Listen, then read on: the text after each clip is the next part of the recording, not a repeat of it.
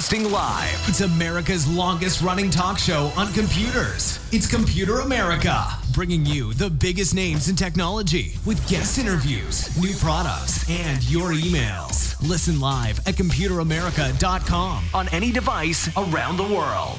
Email the show at live@computeramerica.com or find us on social media.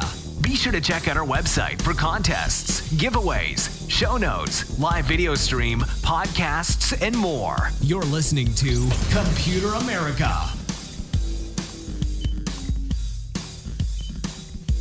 Hello and welcome into the Computer America Show. We are the nation's longest running, nationally syndicated radio talk show on computers and technology. Thank you for joining us. I'm your host, Ben Crossman, and I hope all of you, well, I hope you're having a wonderful day.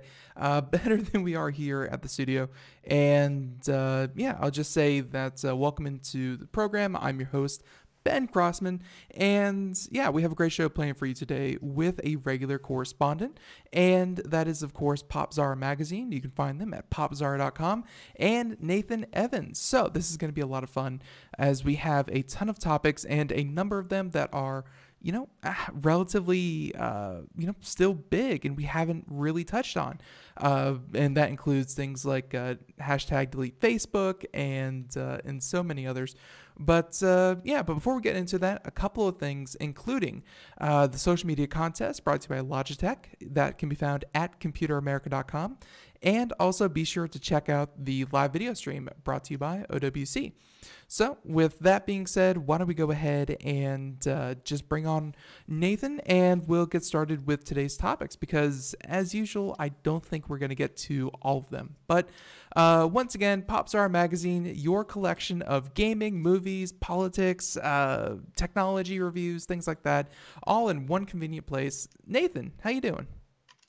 You know what, Ben? I've been better. Sorry to hear that. So the reason I'm so upset is because I did something really stupid. So for those of you who don't know, this is the first time I've been on those shows since we've interfaced in person. Right. Face to face. I actually met this guy, and I actually met Craig, and they took me to this crazy pizza shop that was a combination of psychedelics and pepperoni. And it turned out to be pretty good, especially when they picked up the check.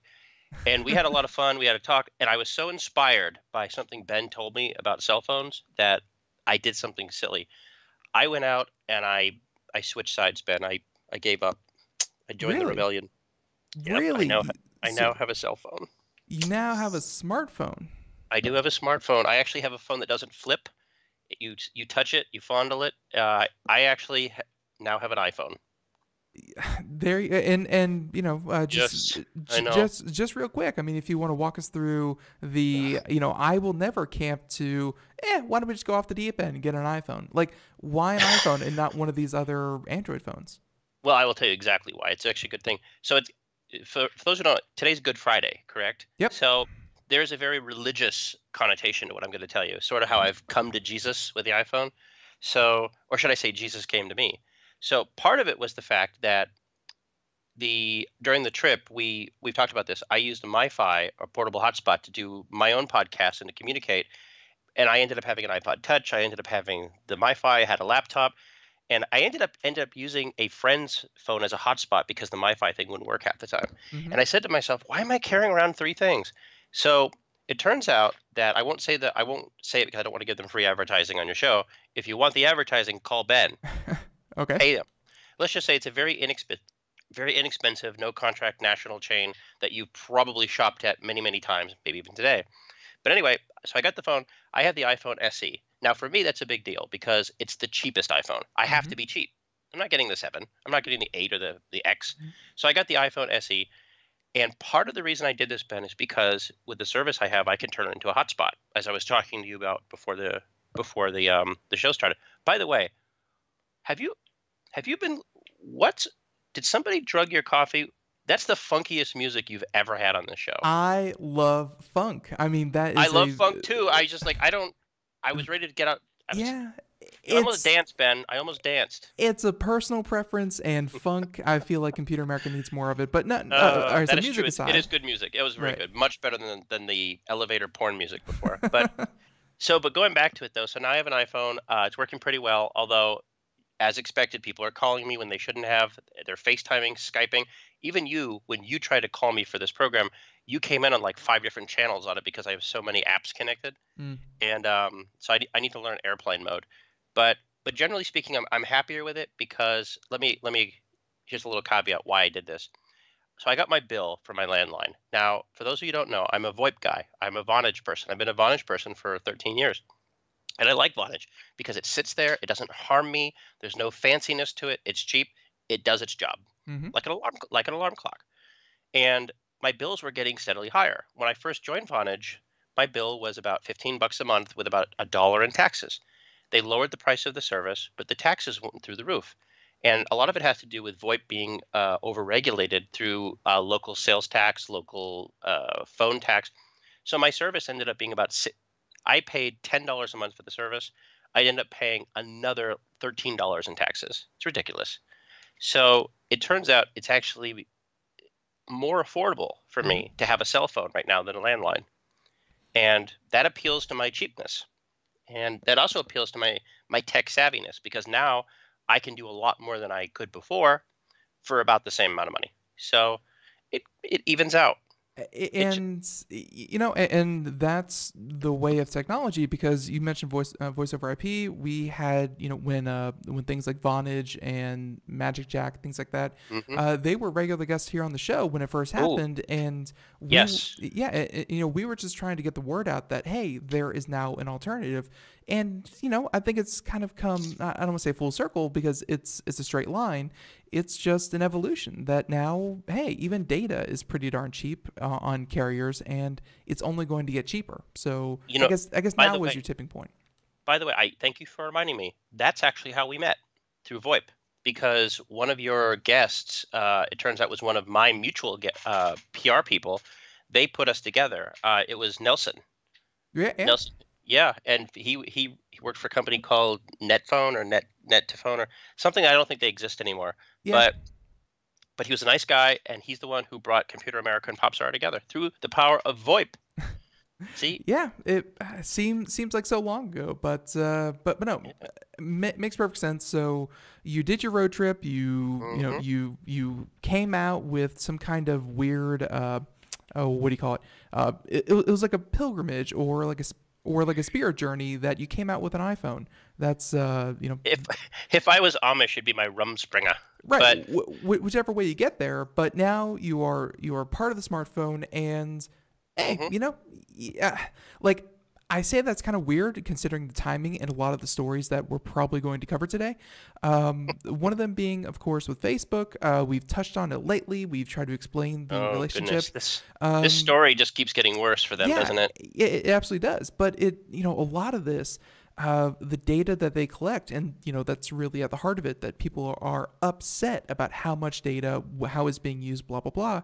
It is enabled by cell phones and smartphones. Yes. So I found it interesting that now you decide. Well, I'll tell you this though. I think I'm actually better prepared now because a lot of this crap. No offense, people like you and the rest of the world, and everybody under the age of 12 who has a cell phone has been sort of my canary in the mines, because I've seen everybody else make mistakes and I'm taking notes. I'm sitting here going, don't do this, don't do that, don't do this, don't do that. When you're driving across the country, by the way, excuse me, when you're in the back seat of a car with a very good driver, by the way, our mutual friend Herman, sitting in the back seat of a car with a MacBook, with a Wi-Fi adapter, with headphones, recording a podcast going 90 down an interstate. That's a bit of a speeding, but okay. Yeah, that earns you a little bit of credit in being able to comment on this stuff. And I saw people going faster than us, talking on their cell phones, playing games. Like, that's the part when you're going about 90 and other people are speeding past you on cell phones. That's when you're only doing better by comparison. You're still reckless. You're still horrible. You're still accidental, prone to accidents. But they're worse than you. So you feel better about yourself.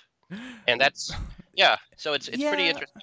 Yeah, but you shouldn't be, better than worse, lowest common denominator, though. You should really strive to be a safe and cautious driver. Not unlike Uber's self-driving cars. Oh, hey, there's no tie-in. Oh, look at this. Look at how we just did that so smugly. They, Yeah, I'll tell you this though. If Uber had driven me across the country, I probably wouldn't have made it. Because Herman, as my not chauffeur, but he was helping me drive.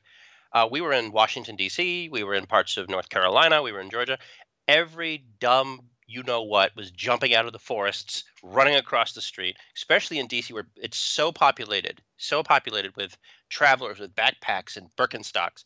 They're just jumping in front of cars. Hey, look at me. I'm protected by the law.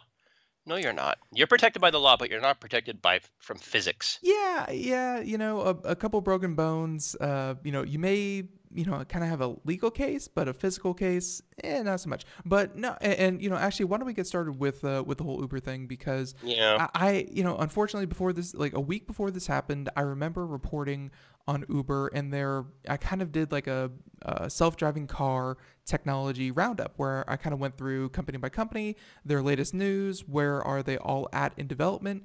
And I remember a week before this unfortunate accident, I mentioned that Uber is in last place because every time I think of them, I think of the Uber SUV on its back like a turtle, and they it just either they're getting into more accident than the other ones, they have funding or partnerships that back out at the last minute. They seem to have hiccup after hiccup, and then the accident happened. So I was I feel like I was unfortunately vindicated there, but. So for everyone out there who doesn't know, this made national news that Uber hit and fatally struck a woman who was trying to cross the street. She had a bike, and of course everyone jumped on saying, is this the first real case of a self-driving car killing a person? Because there have been other cases, but this is one where struck a pedestrian. Yes. And yeah, To be fair, I think the woman was homeless, correct? The victim was I homeless. don't think so. I know she was heading somewhere. I didn't hear anything about There's her there's a lot backstory. of shadiness here, and let me say I'm not so much interested in the story about Uber's car because can I full disclosure? Sure. These things happen. The technology's new. It's going to happen, and we've talked about this before. In fact, you could probably find the show where I said this. People are going to die in this technology. It's going to happen because that's what happens in every technology. It's what happened when they sent planes in the sky. It's what happens when they send someone to the moon. It's what's going to happen when Elon Musk said if you take my rocket ship to Mars, you're probably not going to survive. Like this is what happens with the adoption of technology. There's an overlap in the two competing forces: one, success; two, mortality. So at some point, there's going to be those people who give their lives to die. That's why we have animal testing for the most part, because we want to minimize the tragedy by having Bozo the chimp instead of Bozo the hobo go inside the self-driving car. Here's the problem, though. It's going to happen. I think for the most part, the technology's been mostly safe. But let me explain what my real beef with this whole thing is, and we'll get to the accident. Sure. First of all, you're right. It seems to a lot of the information seems to center around Uber. We've discussed why this is probably the case. The tech industry has decided to piggyback on Uber for whatever reason. Yes, they've done things that are bad, but it does not merit the sort of not Schadenfreude, but it doesn't merit the sort of childish nitpicking on the company the way the tech industry is. The tech industry press, the Ars Techanas, the Engadgets, the Verges, they're all pretty much owned by different conglomerates of investment capital, and a lot of those companies are parent companies that invest in competing technologies, like Waymo, like Google, Apple may be getting into the game, and most specifically Lyft. So if your parent company is a sponsor of Lyft, then of course you're going to accentuate the faults of a competitor. And Uber just has really bad representation. They do a terrible job at defending themselves. They're also the leading company that does this stuff. And because they have more self-autonomous cars and they have more drivers out there, they collect the most data. And by the way, let's talk about statistics. Mm-hmm. So when people say planes are statistically safer than cars, of course they are, because there's about 500,000 times more cars than there are planes. When people say, "Oh, autonomous cars don't get in crashes," that's because for every one autonomous car, there's about 14 million human-driven cars. So when you have this particular accident where by the way, there was a driver behind the wheel. Let's be clear here. There was a driver behind the wheel that was supposed to inoculate this from happening. There's the problem. There's a problem for two reasons. Let me tell you the real reason. Let me tell you the controversial one. The first reason is that there are companies, I believe it's Volkswagen, that is trying to petition the state of California to allow them to exempt them from having steering wheels and brakes. Right. First of all, stupid, stupid, stupid, stupid, stupid, stupid. Even if they're just, sort of peripheral, you don't even. Let's say they could be made out of plastic. Have them there, please. No technology is perfect. So your car has brakes, right? Your car has brakes, I assume. Yeah. Oh, yeah. No, it's it has I think Yeah, two sets of brakes. Yeah, yeah. it's And you wonderful.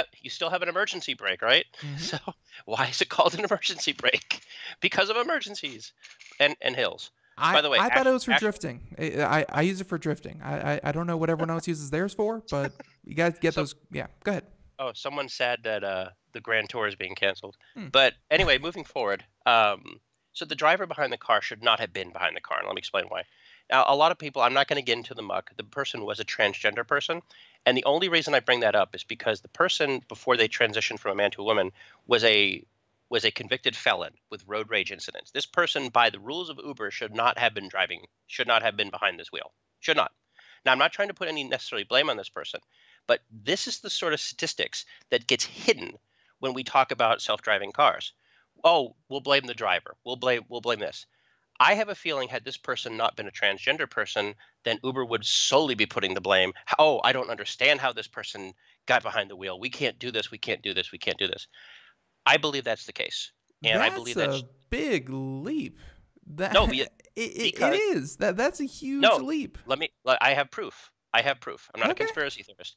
Every time something happens with an Uber driver, when you have a sexual assault, when you have a kidnapping, when you have a beating, and we've covered this before, they always bring up the criminal history of the driver. This person has multiple felonies. This person should not have been behind the wheel of this car. I'm wondering, because of the change designation of the person's gender, if maybe Uber's background system was unable to detect this person had a previous history with felonious assault and bad driving. If that's the case, then if we're going to put up statistics saying that all these things are caused by drivers or the self-autonomous cars are driving, I think we need data that says maybe putting a reckless driver behind a testing vehicle is not the best way to collect data. Maybe we need someone who hasn't committed felonies. Maybe need someone who hasn't had their license revoked. So it skews the data, Ben. It skews the data, and if we're not going to be upfront about it, then by the way, I'm not trying to imply that the transgenderism has anything to do with the person driving or not, but it does it does bring up the fact that there's a changed identity, and this person's previous identity would have never passed the background search. Wouldn't have happened. Just wouldn't have happened. So yeah, and I'm just trying to because I've heard a different one, didn't hear anything about that, but the qualifier that I had heard was that people were looking at the stretch of road where it was and the lighting and essentially Sure. what people experienced firsthand after going to the scene is not what was representative in the video, and there were some data points, but they were it really muddled the whole thing up for me because Oh, I exactly. The whole thing was disingenuous the way it was reported. I, And I, I I really did feel like though that this shouldn't have happened because regardless of the driver, regardless of how they drove or anything like that, I feel like this shows not just a flaw in Uber's background checks or a flaw in any kind of person taking control of the wheel. If anything, this whole incident, and according to the article that you linked, I think they avoided a lawsuit, but because they settled out of court. But yes, I think that very, very. By the way, almost record settlement. right, Almost record, like less than a week. So well, it's well, well, and I think that has to do with a lot because self-driving technology, it's a new technology, and they have a lot of money invested into it, and they don't want this one accident wasting hundreds of millions of dollars, if not billions of dollars, on the part of Uber or its partners. Anyways, but the thing that the thing that I wanted to bring up was that this, more than anything, more than background check, more than the person behind the wheel, more than any kind of flaw of the pedestrian, is that this shows a flaw in Uber's technology, because LiDAR was the first technology used by Google, and their pioneering self-driving car program, And it seems like Uber took the cheap way out, because each one of those cars, I think last time I heard, cost like $250,000 worth of sensors to hook up. Not Waymo, I'm sorry, Uber is looking to get cars on the road, get data, get testing, get real world driving experience. And they opted out of LiDAR, or at least as many LiDAR sensors. They went with cameras, they went with motion tracking, they went with AI, things like that. But Which, they by the way, skimped on the LiDAR. all of those features can be very easily tricked with simple things like Oh, masking tape and paint. They're not perfect, and Yeah. in fact, that's why I like LiDAR, is because it's much more sophisticated, much more accurate, but it is more expensive. And I feel like that's the big takeaway for me from this whole incident was Uber just isn't up to par when it comes to collecting data about their driving. And So when it comes did the time Uber to actually, did the Uber car not have LiDAR? they did, but only in certain directions. Like instead of like a full 360, it only had it only had like front and behind. It didn't have anything off to the sides or anything like that. So it didn't sense the pedestrian. Like a Google car would have been able to sense someone in the median and would have kind of slowed down or erred, or would have said this person is heading to walk into the road. Uber didn't have that technology available to it.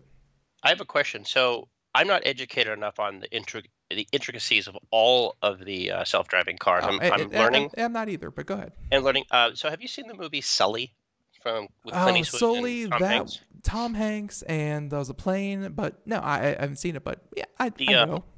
The centerpiece of the movie is that the insurance company does not believe that they should be responsible for the crash that Sully helped avoid becoming much worse, right? Because they think that Sully was responsible for human error, and so believe it or not, the movie doesn't show this, but it's a big court battle, and there's a big centerpiece at the end where the insurance company tries to replicate, and they have hundreds of hours of pilots going through virtualizations and simulations, and none of them are able to do what Sully did. So Sully comes in and he talks about the human touch, and he talks about how computers will fail at some point, and therefore you need to have a steady hand. And once they're able to add these new triangulations to the software, Sully's story gets proven. And so the idea that we're having is with the self-driving cars is that they're supposed to be autonomous, almost, I don't want to say machine learning, but they're supposed to be able to take variables from the environment and sort of direct the automobile to avoid, swerve, stop, go, that sort of thing. Right. So the idea that a person could come out of the woods, by the way, if I said this person was homeless, I apologize. I'm not 100% sure. There's been more than one case in the last week. So nothing's perfect. And the problem I have with Silicon Valley is that Silicon Valley, the proprietors, they tend to be of a certain age. They tend to be of a certain age where they think that software is perfect. And we've talked about this at length on this show, that no software is perfect. And would you put your mother in one of these cars? Would you put your family member in one of these cars? And my answer would probably be not yet. But nothing's perfect. And I've already seen that many companies like Toyota have already pulled out of the market. There's some states are having legislation to sort of ban these from the roads. That sort of Luddite reaction is terrible. I'm sorry this happened, but this is what happens. And I think at the beginning of all that, you mentioned insurance companies, Sully, blah, blah, blah. One thing I'm kind of noticing about the whole idea of insurance, if your autonomous car strikes a person, is it the company who made the car? Is it the company who developed the software? Is it the person driving?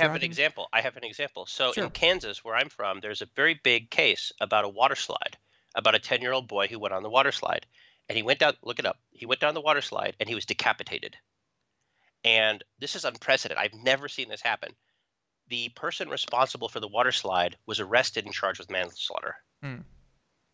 So to me, that sort of case might be a good precedent to say, well, who's responsible for this stuff? Can you imagine the CEO of Uber being hauled in? Well, I mean that's already being settled though.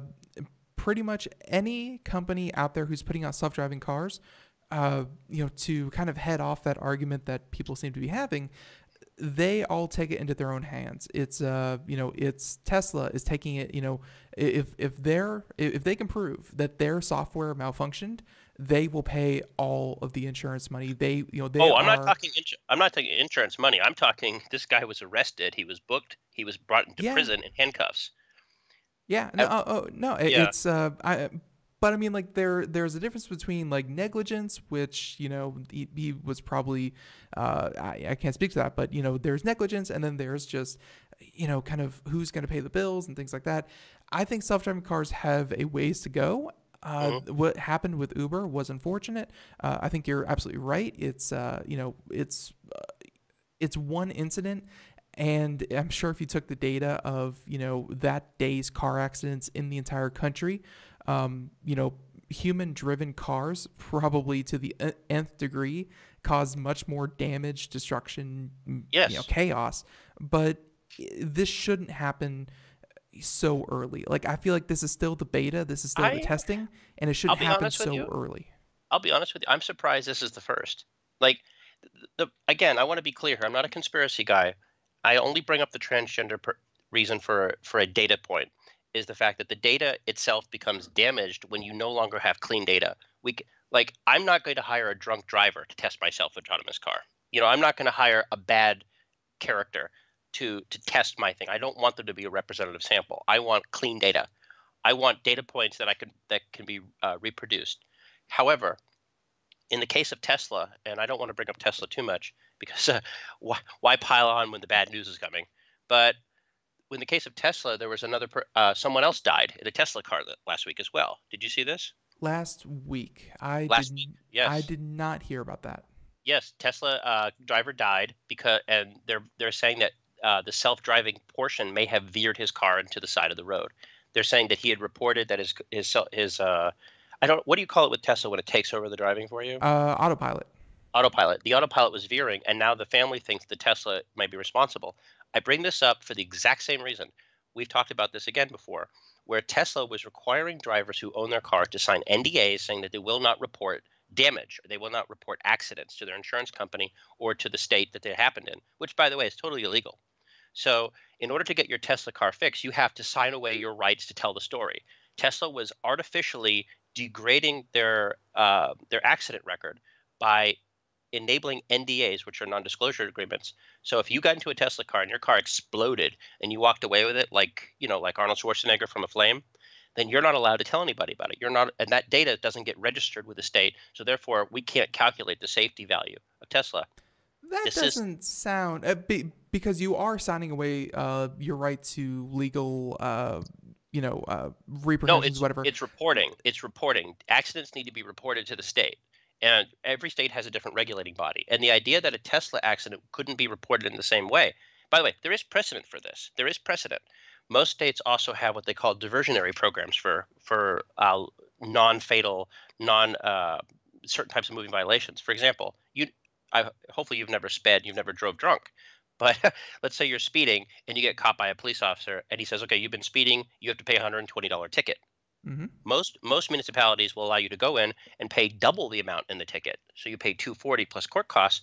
And in return for this bribe, the state will not report this moving violation to your insurance company. This is what happens. So there are bribes built into the system already at a base level. But what I'm talking about is the data that Tesla gives you, that our cars are so safe and this happens. The data cannot readily be believed if the data itself is not 100% self-accurate. And so if now you have someone dying from a Tesla car, by the way, in the same week, the Uber guy the Uber death. So the focus right now is on the autonomy of these cars, the technology they're used, and how much we're willing to trust them. I'll be honest with you. It's like Samsung Galaxy phones all over again. You had a phone that exploded. When the next one came out, it sold even better. People are willing to risk a certain amount of safety if they feel that the trade-in for convenience is there. I hope this does not derail the self-driving car thing. I think it's kind of cool. I'm kind of waiting for it to happen because, again, 90 miles down the road, someone going 100 on a cell phone, no, I'd rather a car be driving them around. And I think we're gonna kind of leave that off there because right about in 1 second the music is gonna start playing for us to go to break real quick, and we are of course going to come back and we're gonna switch off of the self-driving and the death and the destruction, and we're gonna talk about the death and the destruction of Facebook and what they're dealing with. But no, it's gonna be a whole thing because you are probably one of the people I most want to hear about about hashtag delete Facebook. So everyone, stay tuned. More Computer America and more Popzara right after this. Dish TV is better than cable TV. Why? Because you can save 45% on packages compared to your high-priced cable bill. Wow. Take those giant scissors out and cut the cable and save with Dish TV. Plus, you get a free DVR upgrade to record your favorite shows and free installation. And with Dish Anywhere, you can watch TV for free on your mobile device. Act fast. You can save hundreds of dollars. Does your cable company do that for you? I don't think so. Get all the best TV programming at your fingertips at a fraction of the price of cable TV. So say adios, arrivederci, goodbye to the high cable bill and save up to 45% on Dish TV packages today. These are limited time offers and can change at any time. Call fast. 800-471-5325. 800-471-5325. 800-471-5325. That's 800-471-5325. Greece is cheap. But the airfare costs a fortune. Paris? Not much closer, and again, airfare... What about Puerto Vallarta? Let's face it, flying anywhere is just too expensive. Wait, what's this? Low-cost airlines. With one call to low-cost airlines, you'll drastically slash your travel costs. We're talking insanely low airline prices to any of your favorite destinations. Where would you like to go? London, Rome, Costa Rica, Australia? Wow, that's cheap. So why wait? Call now to learn how crazy cheap it is to fly anywhere in the U.S. or international. Our prices are so low, we can't publish them. The only way to get them is to call to instantly hear the most amazing best deals on airline travel. It's that easy. So call now and start packing. 800-215-4461. 800-215-4461. 800-215-4461. That's 800-215-4461.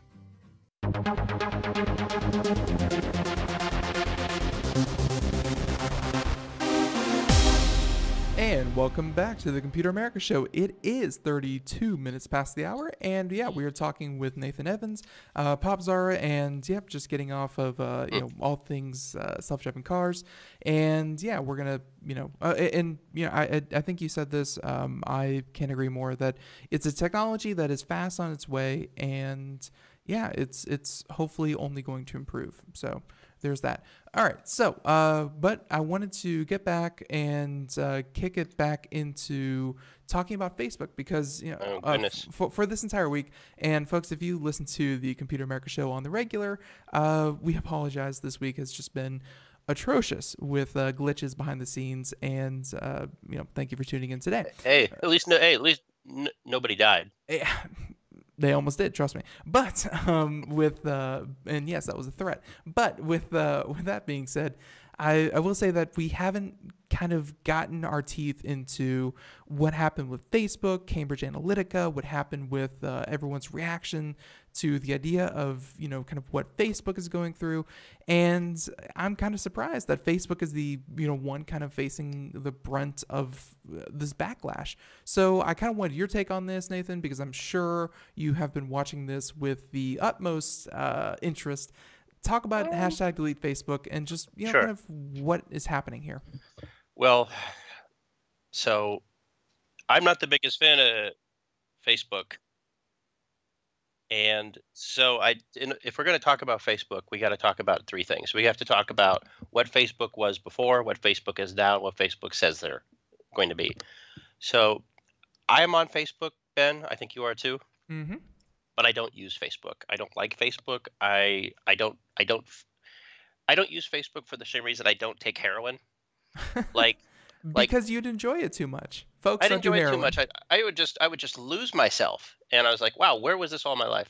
No, but the fact of the matter is, it's actually closer to World of Warcraft, by the way, but which is actually closer to OxyContin. But I digress. So moving forward, anybody who is surprised that Facebook was scraping information, anybody who's surprised that Facebook was selling information or misusing information, deserves to get what they've gotten. This has been a transparent company from day one. From day one, what they do with your information. You have Mark Zuckerberg, the Lido guy, very famously said, hey, quote unquote, they just give me their information, dumb bleeps. Right. This is a company that we have known since day one has done this. Here's the difference. I don't want to get into politics, but you asked me what happened, why now? Well, of course, it's all politics. I call this the Kanye West effect. So let me explain the Kanye West effect. So Kanye West before 2016 was kind of a known entity for saying stupid, outlandish things and ranting conspiracy theories and calling out everybody and everything. And people loved him. They would have him on the Jimmy Kimmel show. He would have provisos where he could talk for 20 minutes without being 8 minutes without being interrupted. He would stop his shows in the middle of the show and give rants. Well, he was a genius. So he was so. genius, absolutely genius. So after the election of Donald Trump in 2016, Kanye meets Trump one day and says, "I like the guy." The very next day, he's at a mental institution. So what changed between the preceding 10 years and the one day? This is the thing about Facebook.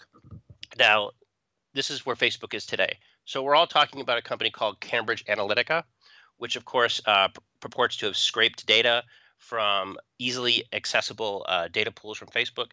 They keep saying the data was, what's the word, breached? It wasn't breached. They said it was like illegally gathered because they were allowing people to. Well, you take like a personality test. It tells you that you are a wonderful human being, and it gave permissions that. This happened a lot. This is something that we actually advocated on the show. Look at the permissions that you're giving before you hit OK. And one of those permissions was really outlandish and really shouldn't have even been an option, which is, yes, you can search my friends' profiles as well. And that's where they kind of, it was known. And they did it. By the way, LinkedIn does this already. Like if you've ever joined into LinkedIn, you and your friends are gonna get spammed to all hell. I'm not even in LinkedIn, and I will say between PR and just people I meet on the show and things like that, there's probably already enough data points that I'm a little black dot in a web that is connected to me in every which direction. Yeah, you are called part of the statistical cluster. In network theory, there's clusters, there's nodes, and there's the webbing. And unfortunately, Ben, you're kind of the webbing. So you're a little dot in a very big sea of communications, as am I. So which is what Facebook is, and which what Facebook is, and they've been transparently such. And by the way, so we get into Cambridge Analytica and we talk about permissions, which, by the way, I don't believe anything that Cambridge Analytica did was inherently illegal. I think what happens is you come across the idea that people discover that they've given too much permission. They do this. We've talked about this with video games where people sign away. You won't sue us. You don't own the software. You rent it. No one reads the EULs. No one does this. Insurance works the same way. No one reads the insurance. They just sign everything because they want to have the operation. It works on the same thing. Now, in 2012, Facebook came out. I think it was Sheryl Sandberg, who is their COO, and they would brag about how instructive Facebook's data pools were to helping with the election of Barack Obama. And it was celebrated that this is the future. It's so savvy. Look at this. This is so great. We've used this data. Facebook themselves, members of Facebook's team, have come out and said that they partnered with certain entities of the Democratic National Committee to give out user data to help micro target things. It was celebrated. Again, so why now? Why Cambridge Analytica? The Kanye West effect.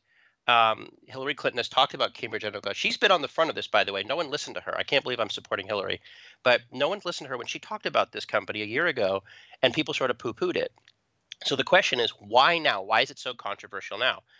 Now, I don't know the trigger. I don't know what was the final straw and why this became a big thing. I think it's there's this one person who claims to have worked at Cambridge Analytica, but he claims to also have quit in 2015, which was prior to any involvement with the Trump campaign versus I think the 2016 election. There was that, and again, just about timelines, is that like people are upset about this, but they're upset about something that happened between 2012 and 2014, which is when the data was collected.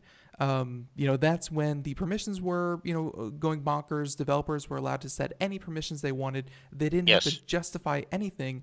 And, by 2015, 2016, that particular, kind of hole or breach in security that they claim, kind of let them collect this data had been patched. Like, Facebook and many other developers out there made you justify why do you need their contacts to provide this service. And so by 2015, 2016, it had been stopped, but the data had already been compromised a couple of years prior. Well, the data, like I said, and there's no actual evidence the data moved any needles any way or the other. This is the problem about this thing is it again, I can't talk about this without getting into politics, but it ties into the sort of the hysteria the media has for trying to find Russian collusion and trying to find how Facebook helped generate fake news, how Twitter helped propagate fake news, how Snapchat propagated fake news, and penis pics. But the fact is that there's no evidence any of this happened, and we keep trying to find things. One thing is, I'm glad Facebook got caught with this. They've been doing this crap for a long time, by the way. But so does Windows 10. So does Apple systems to some extent. People collect data. And another story we're going to talk about, I don't want to get into it, I'll just say an Apple update, issued an update to clarify their position on this, which is kind of monumental that a company would do that. But when it comes to Facebook right now? Why delete Facebook? So the fact is, we know a little bit more about data collection. We know a little bit more about app permission now.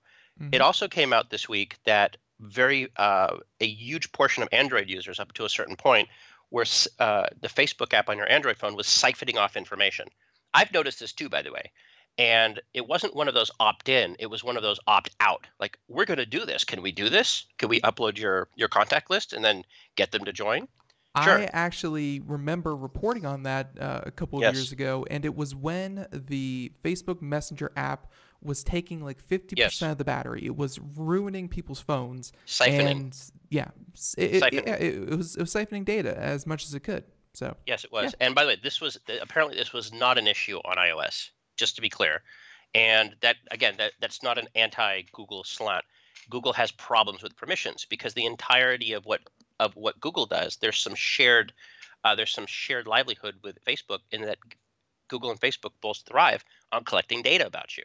And so to Google, it's not so heinous that Facebook app would collect your data. They would probably welcome it. Hey, that's one less thing we need to worry about. Open up to APIs. And for those who don't know what an API is when you log into a website, it says log in with Facebook, you're logging in with credentials that you've provided to Facebook. But in turn for that access, you're going to provide that website with some of your data.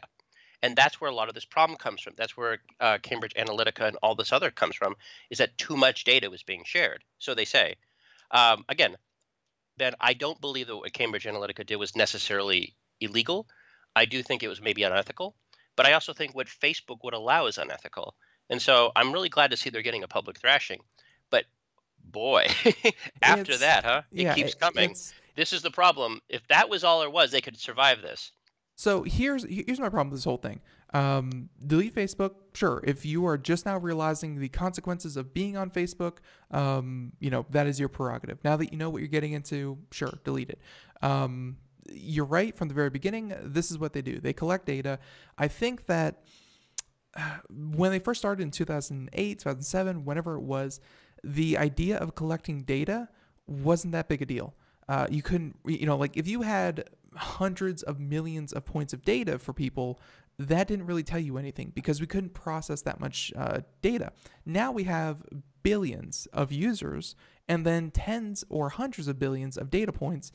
And you can actually do some, not damage, but you can see trends. You can see, a lot of, you can infer, you can see what people are going to do. But that's what it's for, though. But that's what it's for. But that's what it's for. But at the same time, it's this idea that we allowed this to happen, and it was because they couldn't do anything with it. Now we're at a point where you can influence, not, again, I really don't care about the election, but you can influence purchasing. Okay. Let's make a pact. When you and I talk about the election, we're not talking about it from a political standpoint. We're talking about it from a historical standpoint because it happened and these allegations happened.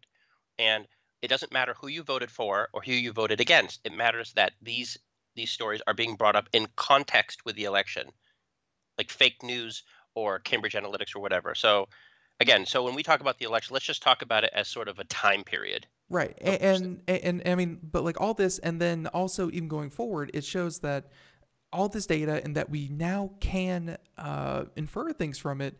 I feel like that's the point of hashtag delete Facebook or whatever, is that the Facebook of 2007, when they started collecting your data, is not the Facebook of today. The Facebook of today is crazy powerful because data is power. And Data is power, yes. I think Amazon is in a similar position. I think Google is in a similar position that it's, again, this is, again, personal.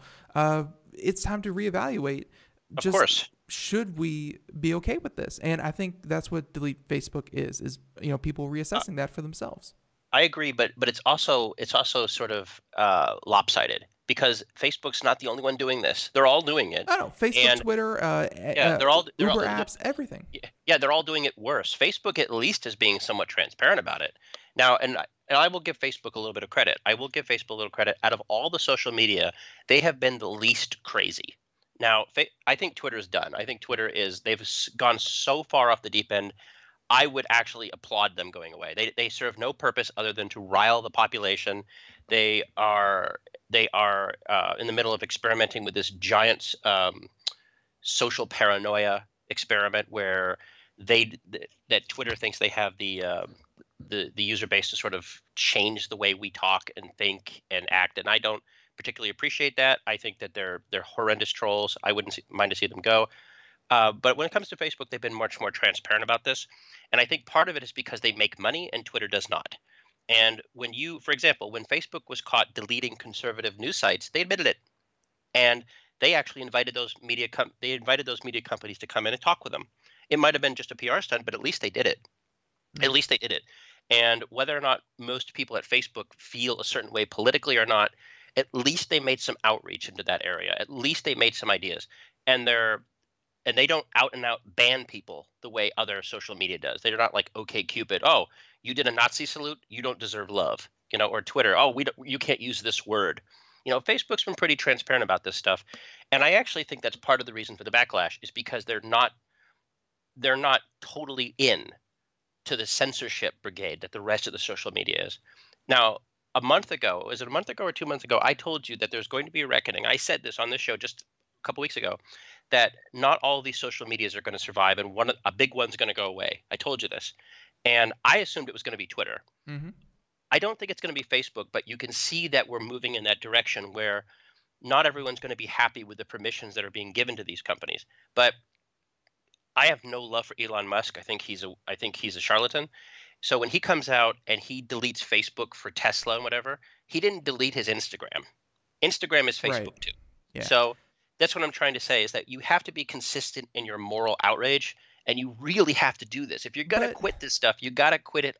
So, and so one question I asked another correspondent, and he was a cybersecurity expert. I'm asking you as, just your opinion.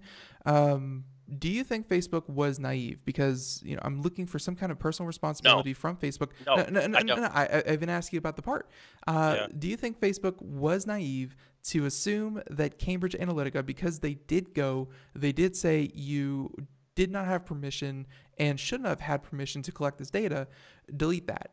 Do you think Facebook was naive to think that, again, because data costs money? That's how Facebook makes money, is that they sell all these data points that we're talking about to Cambridge Analytica, to anyone. They claim they don't sell it, but what they do, that's like saying you don't buy Windows, you lease it. It's semantics. Of course they sell it. That's how they make money. So and so my question was, do you think Facebook was naive to think that Cambridge Analytica would delete that much data because that much data has value? That's like saying throw $50 million out the window, please. Well, I'll tell you what, though. To answer your question, I think you got to look at studies the way colleges do it.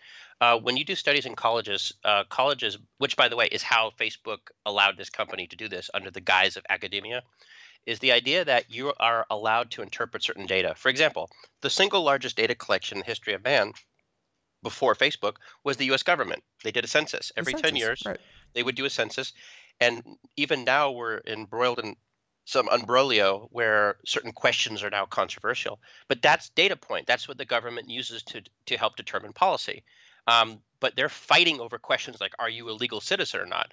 Can you imagine the minutia of data Facebook has? Can you imagine? Not just because of the questions you answer, but every click you do, everything you buy, every website you go to, they're collecting so much data. They can probably recreate you just from the data. and no one could ever tell. They could make a Ben bot, and I could be talking with artificial Ben right now, and I couldn't tell the difference. I'd be like, "Hey, Ben, you know what? You much more pleasant now." You are outlining that episode of Black Mirror. Yeah, I am. But it's like, "Thank you, Nathan. Buy Coke," you know. But Craig and I enjoy a nice, refreshing Coca-Cola. But the fact of the matter is, no, I don't think they're naive. I don't think they saw a problem because this is what keeps the cash flowing in. I And mean, I they think did because they did ask them to delete it. They just didn't follow up. but that's not naive though. That's not naive. That they didn't have a protocol for doing this is negligent.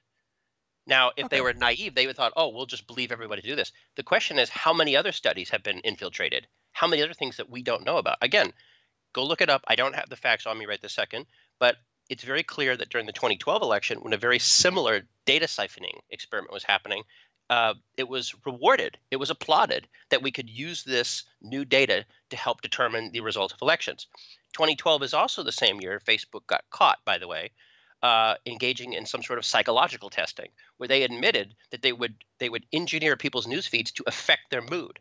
So we didn't have a problem with psychological affecting, but we have a problem that Facebook may have helped Trump win the election. To be With all fair, due- they did get a backlash. yeah, but no one for- deleted Facebook. This is what I'm saying: is that when you look at the people that are really pushing the delete Facebook, it's the same people that sort of aligned with putting Kanye West in a mental institution.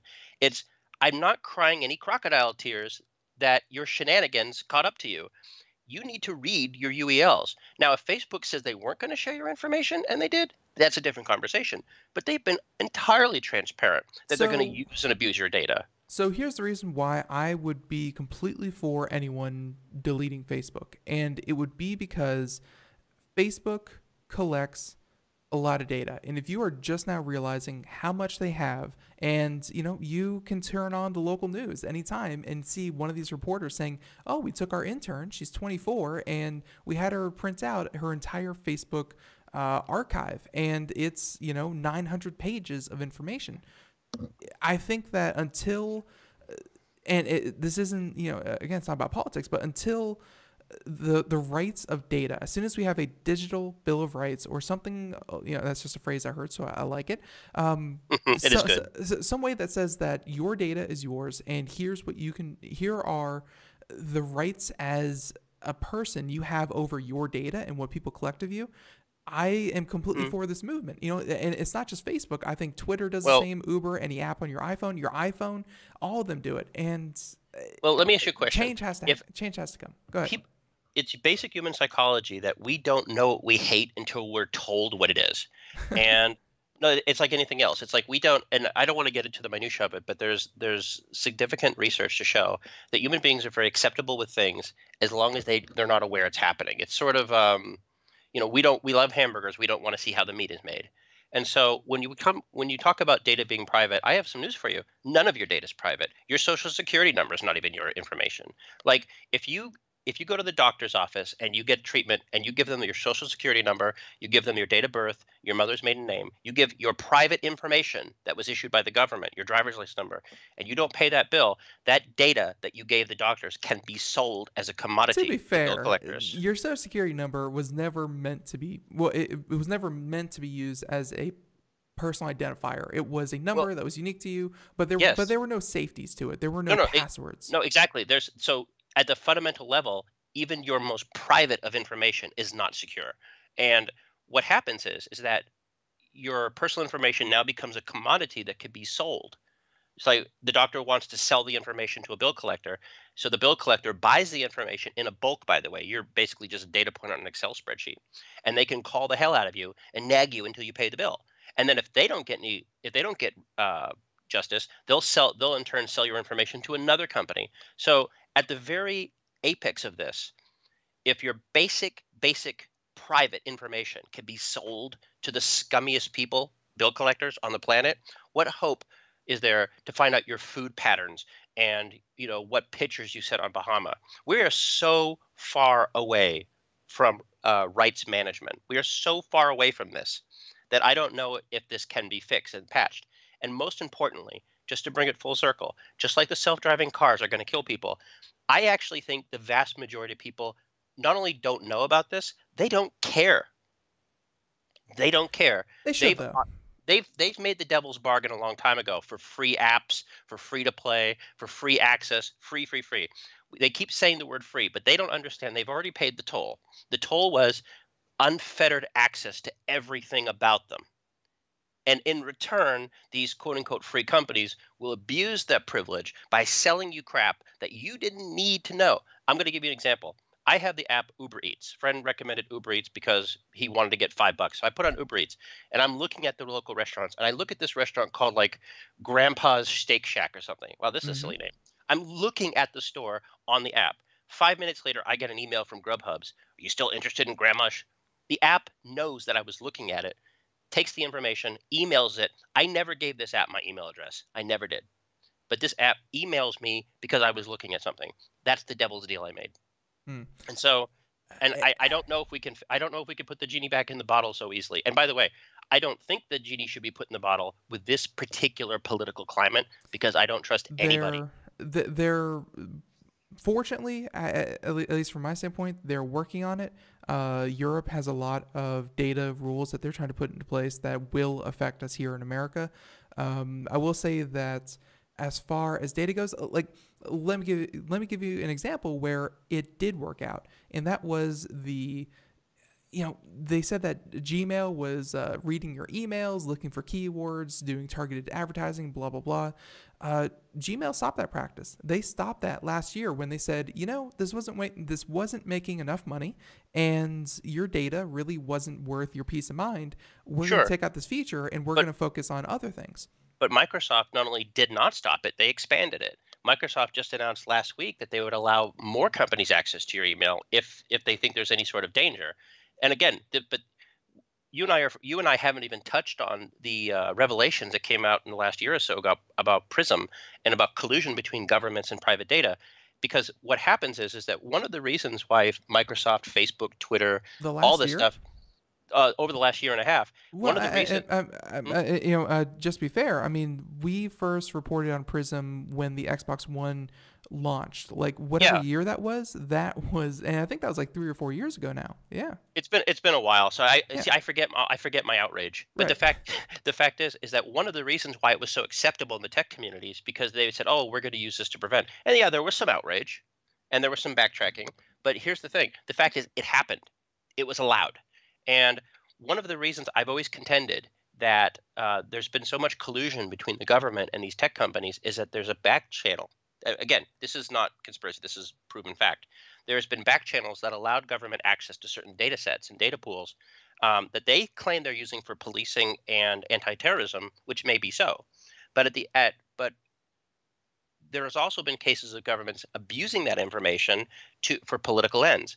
And we've seen this again in the outcome of the 2016 election on both sides, this abuse of personal data to engineer election shenanigans on both sides. And I got to tell you, I don't really see the outrage of it. I see some outrage that people have been caught, but I wonder how much of this quote unquote outrage is due to anti-Trump hysteria as opposed to a violation of personal liberty. And you know what the really sad thing is? Here's the sad thing. I want to caution your listeners. This is not an endorsement. This is not a condemnation. But the fact is, I've said this before, we now have a president who's very, very willing to go after these big tech companies he doesn't like. I don't want that any more than I want a president not going after these tech companies. I don't think we've had a good median in the last 8 years. So, cross your fingers. Yeah, we're going to have to leave the conversation there. Very, very interesting. And, went a few turns that I think we don't normally go here on the show. But, hey, that's what you're here for, Nathan, is to take us into unknown territory. So, with that being said, though, music means we're done. If people want to find out more, these ratings, reviews, movies, where can they go, Nathan? They can go to popzara.com after they're finished listening to Computer America. There you go. So, yeah, and we have a link to that in the show notes at computeramerica.com, along with everything else. And, hey, be sure to check out the podcast, which is just the entirety of the show, rebroadcast wherever podcasts are heard. So, in the meantime, folks, thank you so much for tuning in. Happy Good Friday, like Nathan pointed out earlier. Hope you all have a great Easter. Find some eggs or don't. Good luck with that. And, Nathan, thank you for joining us here on the program. Thank you, Ben. All right, everyone else, be sure to tune in bright and early, Monday, 4 to 5 p.m. Eastern. And yeah, looking forward to it. Everyone, have a great day. Thank you so much. Bye-bye.